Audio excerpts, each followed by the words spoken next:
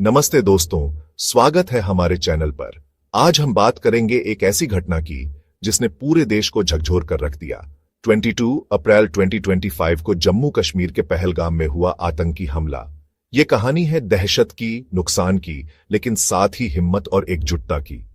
इस वीडियो में हम बताएंगे कि यह हमला कैसे हुआ, क्यों हुआ, इसके बाद क्या हुआ और सरकार अब क्या करने वाली है। तो चलिए शुरू करते हैं। पहलगाम जम्मू कश्मीर का एक ऐसा पर्यटन स्थल जिसे लोग धरती का स्वर्ग कहते हैं। बर्फ से ढके पहाड़, हरी भरी घाटियां और लिद्दर नदी का साफ पानी। हर साल लाखों टूरिस्ट्स यहां घूमने आते हैं। लेकिन 22 अप्रैल 2025 को यह स्वर्ग अचानक नरक में बदल गया। बैसरन घाटी, जिसे मिनी स्विट्जरलैंड भी कहते हैं, पहलगाम से 6 किलोमीटर दूर है।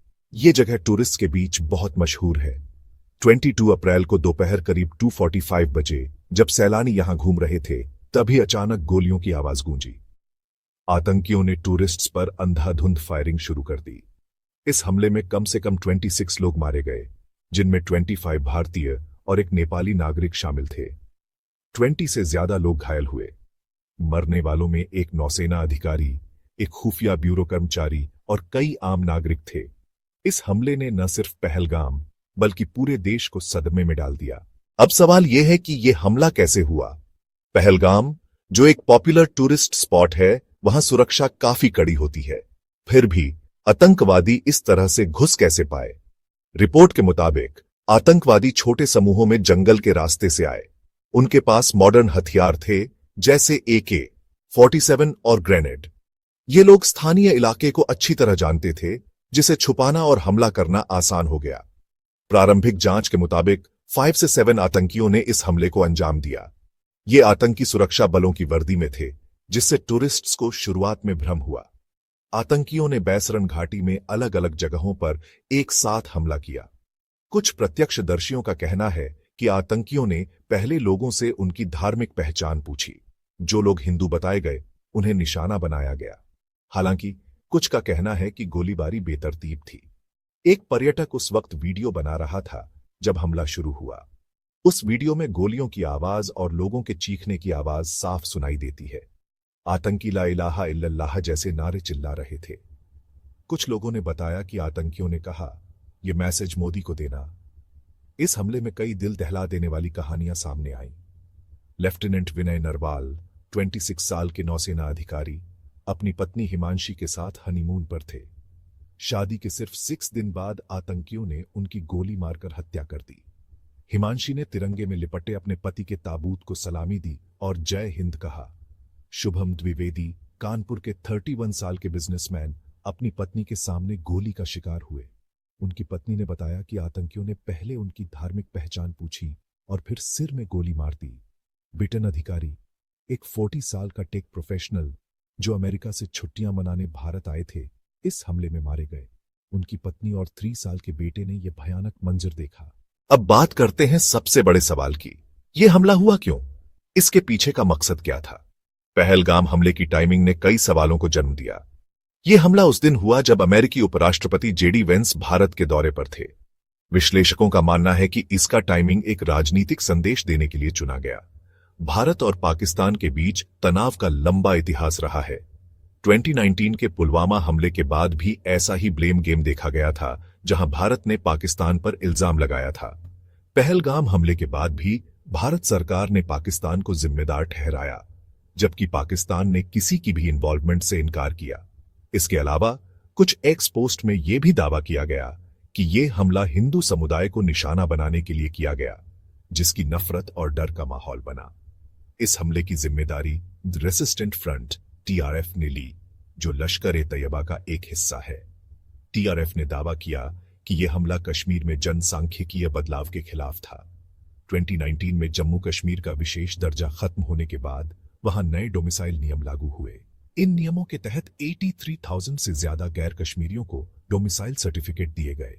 TRF का कहना है कि यह हमला इन्हीं बदलावों के खिलाफ था। कई विशेषज्ञों का मानना है कि इस हमले के पीछे पाकिस्तान का हाथ है। हाल ही में पाकिस्तानी सेना प्रमुख ने कश्मीर को पाकिस्तान की जुगुलर वेन यानी रग कहा था। उनकी इस स्पीच को भारत के खिलाफ उकसावे के तौर पर देखा गया। प्रारंभिक जांच में यह भी पता चला कि इस हमले में शामिल कुछ आतंकी पाकिस्तान में प्रशिक्षित थे। भारत ने हमेशा कहा है कि पाकिस्तान आतंकवाद को बढ़ावा देता है। इस हमले के बाद भारत ने इसे पाकिस्तान प्रायोजित आतंकवाद करार दिया। आइए अब देखते हैं कि 21 अप्रैल से लेकर आज 24 अप्रैल तक क्या क्या हुआ। 21 अप्रैल 2025 पहलगाम में पर्यटकों की भीड़ थी। कोई बड़ा खतरा नहीं दिख रहा था। कई लोग जैसे बिटन अधिकारी और विनय नरवाल अपनी छुट्टियां मनाने कश्मीर पहुंचे। 22 अप्रैल 2025 दोपहर 2:45 बजे बैसरन घाटी में आतंकी हमला। 26 लोग मारे गए, 20 से ज्यादा घायल। आतंकी मौके से फरार हो गए। उसी दिन DIF ने हमले की जिम्मेदारी ली। प्रधानमंत्री नरेंद्र मोदी ने अपनी सऊदी अरब यात्रा बीच में छोड़कर दिल्ली लौटने का फैसला किया। 23 अप्रैल 2025 सुबह भारतीय सेना ने आतंकियों को पकड़ने के लिए सर्च ऑपरेशन शुरू किया। बारामूला में 2 आतंकियों को मार गिराया गया। दोपहर प्रधानमंत्री मोदी ने cabinet committee on security CCS की बैठक बुलाई। इस बैठक में पाकिस्तान के खिलाफ 5 बड़े फैसले लिए गए।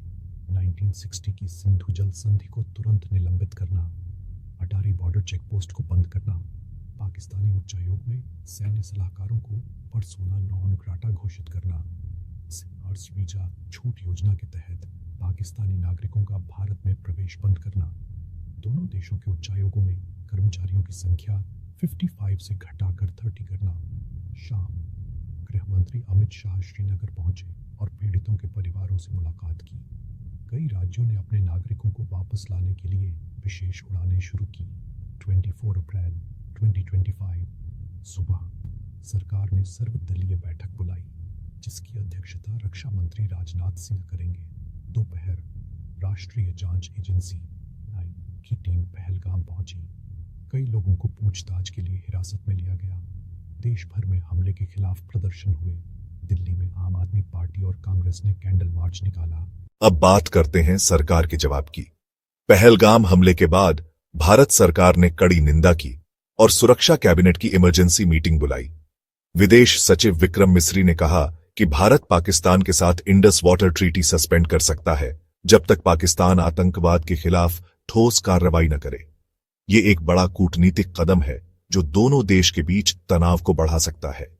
CCS की बैठक में लिए गए फैसले दिखाते हैं कि भारत अब और बर्दाश्त नहीं करेगा।